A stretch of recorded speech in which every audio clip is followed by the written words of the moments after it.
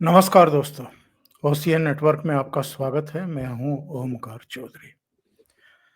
आज बात करेंगे ये जो संभल पर प्याले में अब तूफान खड़ा करने की कोशिश हो रही है। शांति हो चुकी है वहां पर, जांच प्रक्रिया आगे बढ़ रही है, गिरफ्तारियां हो रही हैं। इसके बावजूद जो राजनीतिक दल हैं, उनमें एक अलग तरह की होड़ लगी हुई है। समाजवादी पार्टी के 15 मेंबर ऑफ पार्लियामेंट प्रदेश के अलग अलग जिलों से चले थे संभल की तरफ। उधर लखनऊ से माता प्रसाद के नेतृत्व में एक प्रतिनिधिमंडल चला था, उसको रोक लिया और कहा कि भाई 10 दिसंबर तक वहां स्थितियां नॉर्मल होने दीजिए, उसके बाद जाइएगा। अब कांग्रेस को लगता है कि हम पिछड़ गए, हम पीछे रह गए। ये तो समाजवादी पार्टी इसमें श्रेय ले गई। पार्लियामेंट में भी जब राहुल गांधी बाहर खड़े होकर के हो हल्ला कर रहे थे, अडानी अडानी चिल्ला रहे थे, मोदी अडानी एक हैं, पोस्टर बैनर दिखा रहे थे, तो अंदर राम गोपाल यादव राज्यसभा में और अखिलेश यादव लोकसभा में संभल का मुद्दा उठा रहे थे। तो फिर भाई बहन ने तय किया कि कल ही संभल की ओर कूच किया जाए। और जैसा आपको याद होगा कि हाथरस के समय जब एक दलित बेटी के साथ कोई हादसा हो गया था खेत में, उसके बाद भी भाई बहन करीब 100 चैनलों और अलग अलग यूट्यूब के चैनलों के कैमरे और संवाददाताओं को लेकर के पूरे लाव लश्कर के साथ करीब 5,000 की भीड़ लेकर के हाथरस की तरफ बढ़ गए थे। उस समय भी पूरा जो है सीन क्रिएट किया गया था और आज भी सीन क्रिएट किया गया। 2.5 घंटे तक जाम लगा रहा और करीब करीब 10 किलोमीटर लंबा वो जाम था। और लोग इतने परेशान हो गए कि अपनी गाड़ियों में से उतर करके वो कांग्रेसियों को पीटते हुए दिखाई दिए कि भाई आप राजनीति चमकाने के लिए अब हमारे सामने परेशानी खड़ी करेंगे। ये जो होड़ लगी हुई है, इस पर तो चर्चा करेंगे ही। इसके अलावा इस पर भी चर्चा करेंगे, जब ये लोग सुप्रीम कोर्ट पहुंचे थे सर्वे को लेकर के और तमाम चीजों को लेकर के, तो सुप्रीम कोर्ट ने कहा था कि आप हाई कोर्ट जाइए और वहां अपनी बात रखिए, और हाई कोर्ट को भी दिशा निर्देश दिए कि जैसे ही इनकी याचिका सूचीबद्ध हो, उसके 3 दिन के भीतर आप इनकी सुनवाई कर लीजिए, उसको टालिएगा नहीं या लंबा मत खींचिएगा। क्या ये हाई कोर्ट पहुंचे? जवाब है नहीं। इसका भी जवाब तलाश करने की कोशिश करेंगे। और क्या ये इंडी गठबंधन जो 2023 में बना था, लोकसभा चुनाव से करीब करीब 1 साल पहले, अब अपने टूटने के अंत के करीब पहुंच चुका है? सीधे जुड़ रहे हैं लखनऊ से वरिष्ठ पत्रकार वीरेंद्र नाथ भट्ट के साथ। वीरेंद्र जी, बहुत स्वागत है आपका। नमस्कार। तो वीरेंद्र जी, ये बताइए कि ये संभल को लेकर के सबसे पहले तो जो राजनीति हो रही है, इसको आप कैसे देख रहे हैं? और ये होड़ क्यों छिपी छिड़ी हुई है? ये तो अखिलेश यादव और राहुल गांधी बगलगीर हुआ करते थे। पहले सत्र में तो दोनों कांग्रेस वाली बेंचों पर ही बैठे थे, अब तो अलग अलग बैठने लगे हैं। राहुल गांधी अलग संभल के लिए दौड़ रहे हैं बहन के साथ, और समाजवादी पार्टी अलग सवाल भी उठा रही है, और उसके मेंबर ऑफ पार्लियामेंट भी रवाना हो रहे थे संभल के लिए, जिनको रोका गया। तो अलग अलग एक ही दिशा में जा रहे हैं, लेकिन अलग अलग तरीके से जा रहे हैं, एक साथ नहीं जा रहे हैं। देखिए, जो 29 नवंबर को सुप्रीम कोर्ट ने आदेश दिया था कि डिस्ट्रिक्ट कोर्ट संभल की जो है सिविल जज सीनियर डिवीजन के आदेश पर अब कोई कार्रवाई नहीं होगी और मस्जिद इंतजामिया कमेटी अब इलाहाबाद हाई कोर्ट जाए, तब तक सारी कार्रवाई रोक दी सुप्रीम कोर्ट ने। तो आज जो है 30, 1, 2, 3, 4 5वां दिन है। 5वें दिन हो गए, अभी तक जो है ये खबर नहीं आई है कि संभल की मस्जिद इंतजामिया कमेटी ने कौन सा वकील तय किया है और वो रिट रजिस्ट्री में दाखिल हो गई है या नहीं हुई है। रजिस्ट्री में पहले दाखिल होगी, उसके बाद एडमिट होने की नौबत आएगी। और अभी तक ये समस्या इसलिए आ रही है, जो अभी तक मीडिया इसके ऊपर एकदम शांत मीडिया है। और मीडिया से मेरा मतलब है जो जो वामपंथी कम्युनिस्ट जिहादी मीडिया। 1920 में ये आर्कियोलॉजिकल सर्वे ऑफ इंडिया के एक्ट 1904 के तहत इस मस्जिद को एएसआई को सौंप दिया गया था, आज से 104 साल पहले। 1958 में एक नया एक्ट बना, AMARA, आमरा ancient monuments and archaeological site remains act 1958। तो ये अभी तक तय नहीं है कि जब ये मस्जिद 1920 से एएसआई के अधिकार में है, तो ये मस्जिद इंतजामिया कमेटी कहां से आ गई?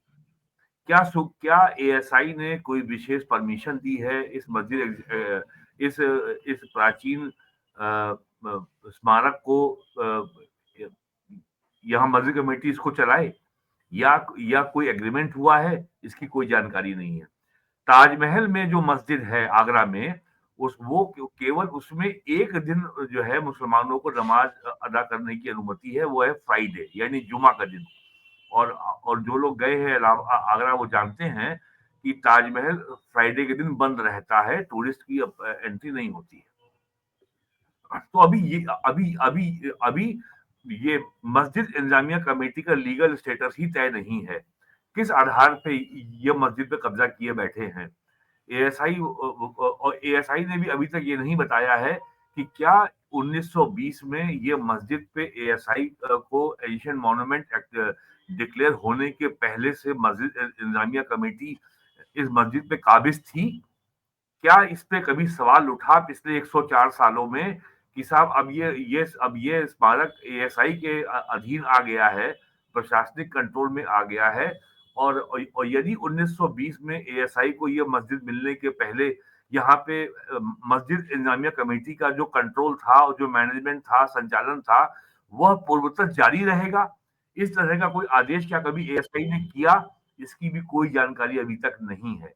तो सवाल ये खड़ा होगा अब अगर ये जाएंगे इलाहाबाद हाई कोर्ट में कि मस्जिद इंतजामिया कमेटी का लीगल स्टेटस क्या है, क्या उनका लोकस स्टैंडर्ड क्या है?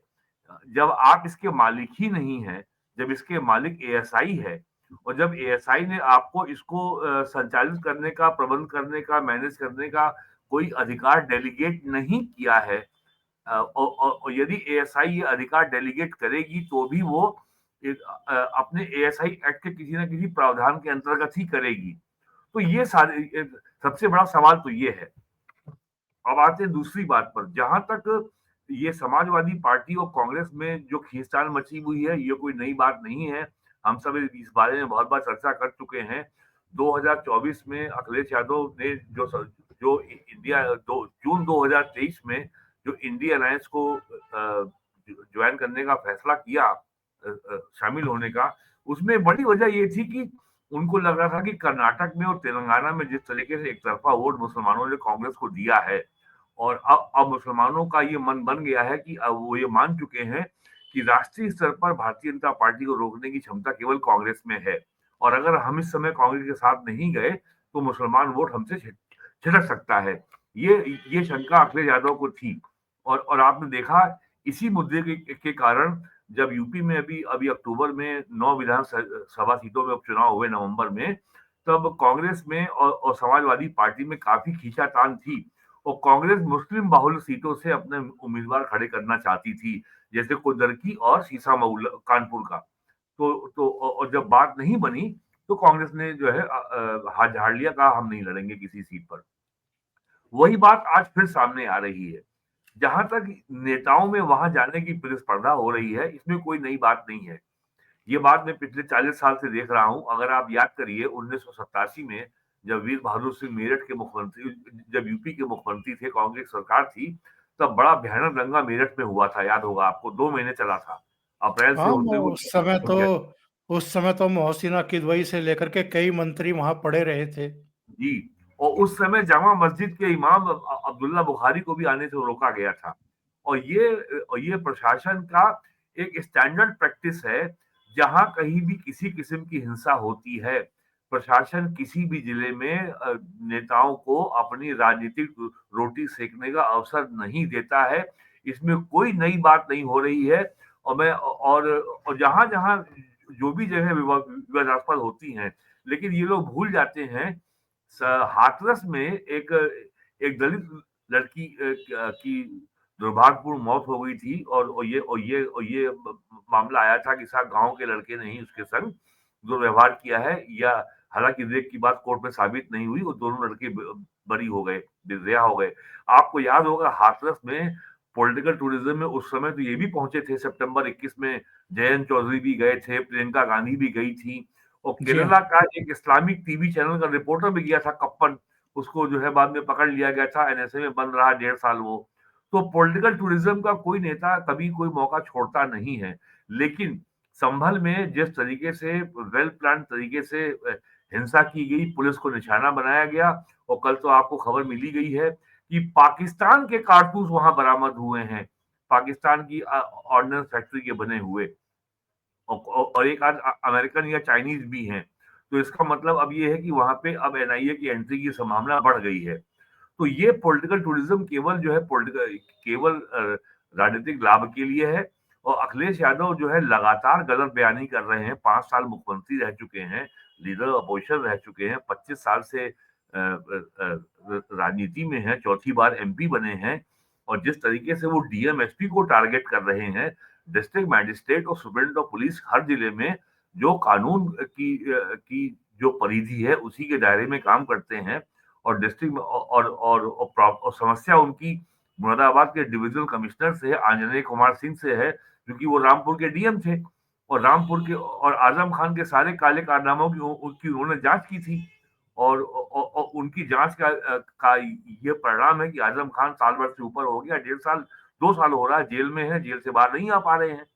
तो उनकी असली चीज तो आंजनेय कुमार सिंह डिविजनल कमिश्नर मुरादाबाद से है। और आपको पता ही है कि रामपुर जो है मुरादाबाद डिवीजन में आता है। और जब भी विधानसभा का या लोकसभा का चुनाव होता है या उपचुनाव होता है, समाजवादी पार्टी की पहली मांग होती है कि वहां आंजनेय कुमार सिंह को डीएम पद से हटाया जाए। अब उनकी डिमांड है कि उनको डिविजनल कमिश्नर पद से हटाया जाए। और वो व्यक्ति किस तरीके से काम कर रहा है, ये सब हम आप देख ही रहे हैं। आज उन्होंने नई बात कह दी कि वहां के अफसर जो है तानाशाही की भाषा बोल रहे हैं। अरे अफसरों की जिम्मेदारी है कानून व्यवस्था को बनाए रखना। अफसरों की जिम्मेदारी है कि वहां पे अव्यवस्था ना हो, वहां अराजकता ना हो। अगर कल को वहां कोई नई घटना हो गई और लोगों की जानें चली गई, तो कौन जिम्मेदार होगा? कोई अफसर जिम्मेदार होंगे ना, जवाबदेही तो उनकी होगी। अगर जुडिशियल इंक्वायरी होगी, न्यायिक जांच हो गई, या हाईकोर्ट का कोई सख्त आदेश आ गया कि साहब इसके लिए कौन जिम्मेदार है, ये अफसर ही जिम्मेदार होंगे। तो और ये मेरे समझ से बाहर है। ऐसी कौन सी बात वहां के डिस्ट्रिक्ट मैजिस्ट्रेट ने या सुप्रीडेंट ऑफ पुलिस ने या डिविजनल कमिश्नर ने कह दी जो बात उनको बड़ी अलोकतांत्रिक लग रही है। और शायद एक वजह ये भी हो सकती है कि कल संभल में नगर पालिका ने अवैध अतिक्रमण को हटाने का अभियान चलाया है। बड़ी संख्या में जो जो नालों के ऊपर लोगों ने दुकानें बना ली थी, चबूतरे बना लिए थे, वो सब तोड़ा गया है। तो हो सकता है उससे समाजवादी पार्टी का वोट बैंक प्रभावित हुआ हो। और दूसरी चिंता अखिलेश यादव की यह है कि जो संभल के एमपी है शफीकुर रहमान बर्क, उनका भी नाम आ गया है, और उनके खिलाफ भी नामजद एफआईआर हुई है। और उनका ये तर्क काम नहीं आ रहा है कि साहब मैं तो उस समय संभल से बाहर था। और एक बात जियाउर रहमान बर्क। जवाब पर और एक बात और भी है। 90 के दशक में एक बार यहाँ से मुलायम सिंह यादव एमपी हो चुके हैं, एक बार यहाँ से राम गोपाल यादव एमपी हो चुके हैं। और यहाँ पे ऐसा जो सामाजिक समीकरण है कि शहर में तो संभल में तो मुस्लिम वोटर का बाहुल्य है, लेकिन ग्रामीण क्षेत्र में यादवों का बाहुल्य है। तो समाजवादी पार्टी का कैंडिडेट या तो मुस्लिम हो या यादव हो, वो यादव के वोट के बगैर नहीं जी सकता। और यहाँ पे कुंदरकी के बाद समाजवादी पार्टी का ये भी जो जो सामाजिक समीकरण है वो हिलता हुआ दिखाई पड़ रहा है। ये भी चिंता वीरेंद्र जी, समाजवादी पार्टी की है। वीरेंद्र जी, क्या समाजवादी पार्टी के जो एमपी और माता प्रसाद लखनऊ से चल रहे थे, और कोई मुजफ्फरनगर से, कोई कैराना से, कोई दिल्ली से चल रहा था, उनको पता नहीं था कि वहां निषेधाज्ञा लागू है? क्या उनको नहीं पता था कि वहां उनकी एंट्री नहीं हो सकती है, क्योंकि 10 दिसंबर तक की पाबंदी लगा दी है प्रशासन ने? और क्या राहुल गांधी और प्रियंका वाड्रा को पता नहीं था कि ये वहां नहीं जा सकते हैं? तो फिर ये नौटंकी क्यों, ये नाटक सबको सब नौटंकी कुछ क्यों? पता था, ये पॉलिटिकल टूरिज्म है, ये सब डेलिब्रेट होता है। ये सब लोग जानते हैं सरकार कैसे चलती है, ये सब लोग जानते हैं कानूनी प्रावधान क्या है, ये सब लोग जानते हैं जब कभी कोई ऐसी घटना हो जाती है तो एडमिनिस्ट्रेशन क्या करता है। इसमें कुछ भी नया नहीं हो रहा है, ये एक स्टैंडर्ड प्रैक्टिस है डिस्ट्रिक्ट एडमिनिस्ट्रेशन की।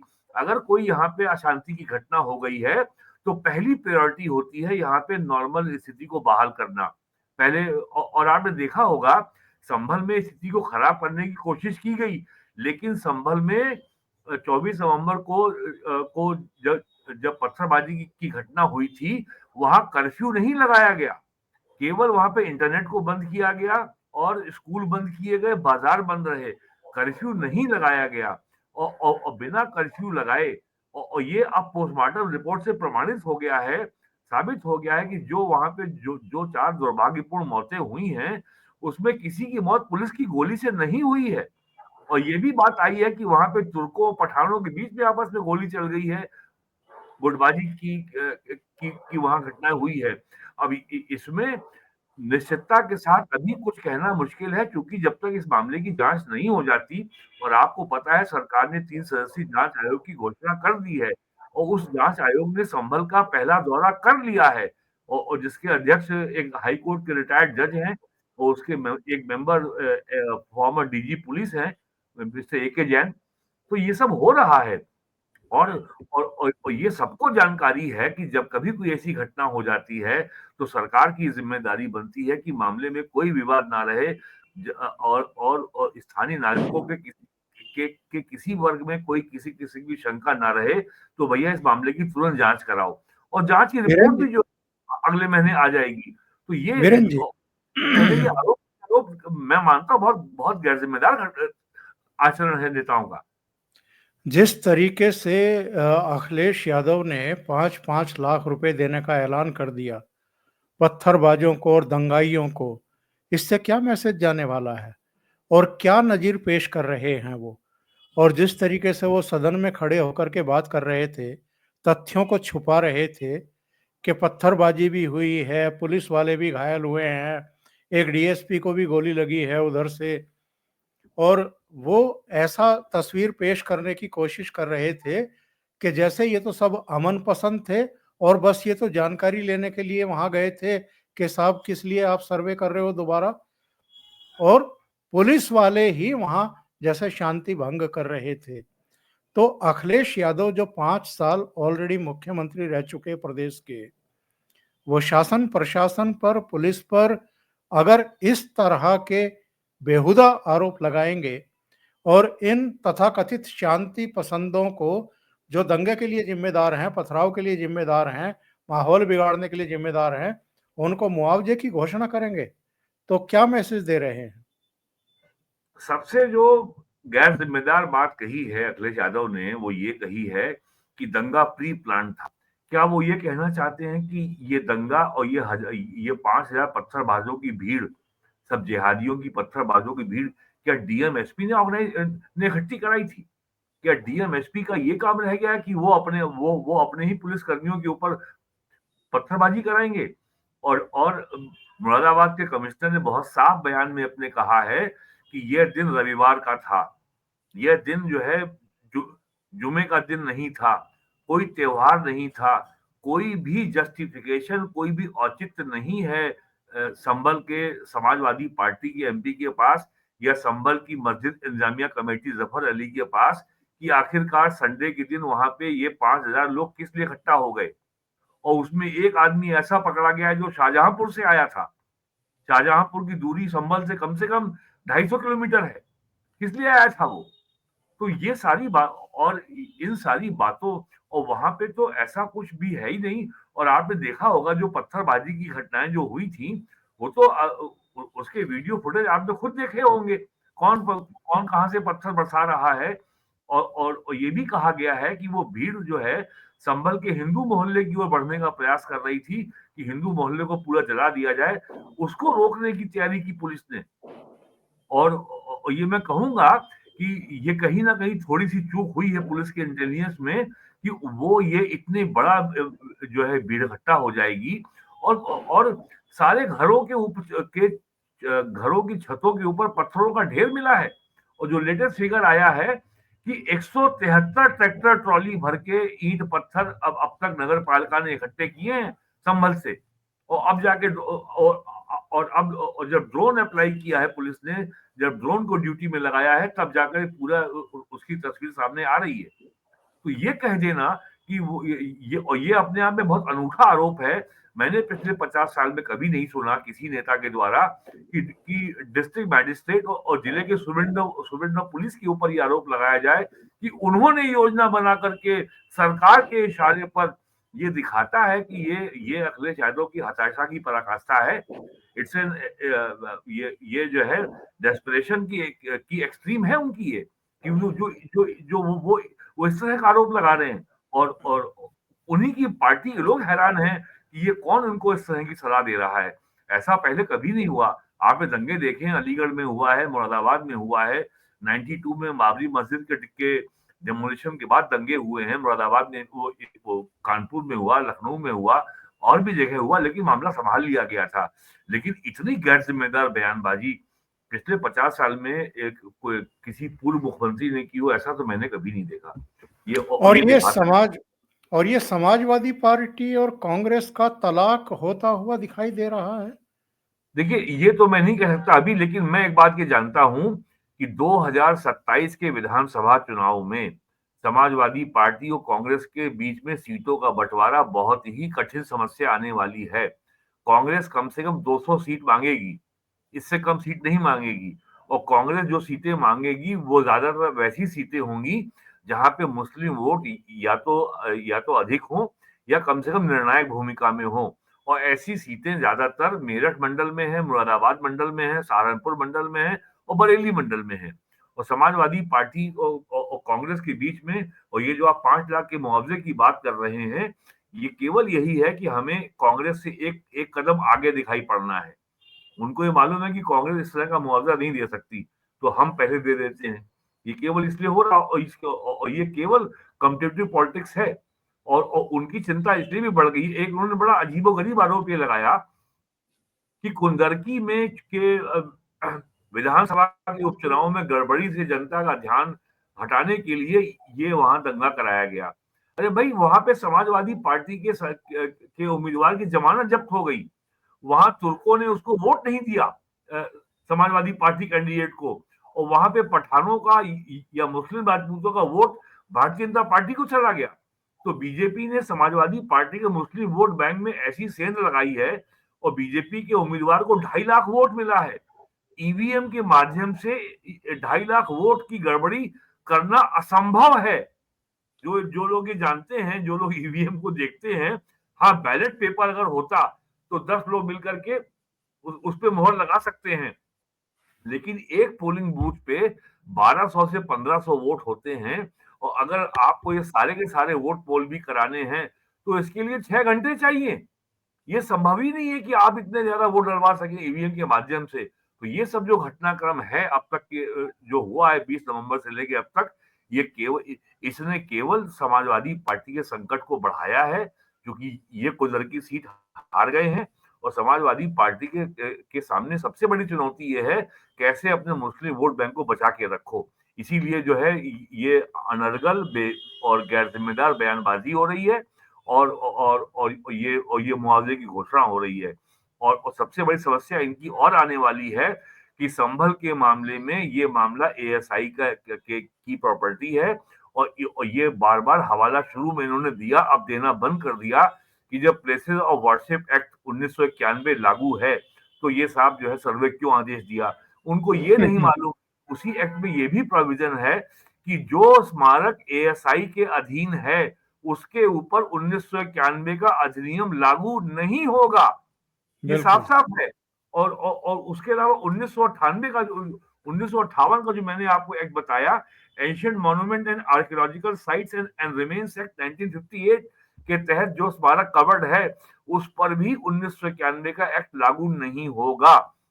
और लोग ये भूल जाते हैं, मई 2022 में जब काशी की ज्ञानवापी मस्जिद का मामला सुप्रीम कोर्ट गया था, तब के तत्कालीन मुख्य न्यायाधीश डीवाई चंद्रचूड़ ने कहा था कि 1991 के अधिनियम में किसी भी धर्मस्थल के स्वरूप को बदलने के ऊपर प्रतिबंध है, लेकिन वो धर्मस्थल क्या है, उसका स्वरूप क्या है, उसका रूप क्या है, इसका सर्वे करने, इसका इन्वेस्टिगेट करने पर कोई प्रतिबंध नहीं है।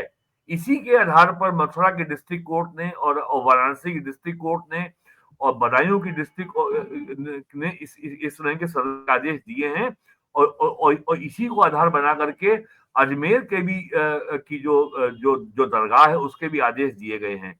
और बदायूं के में जो जामा मस्जिद है उसका मुकदमा तो पहले से चल रहा है।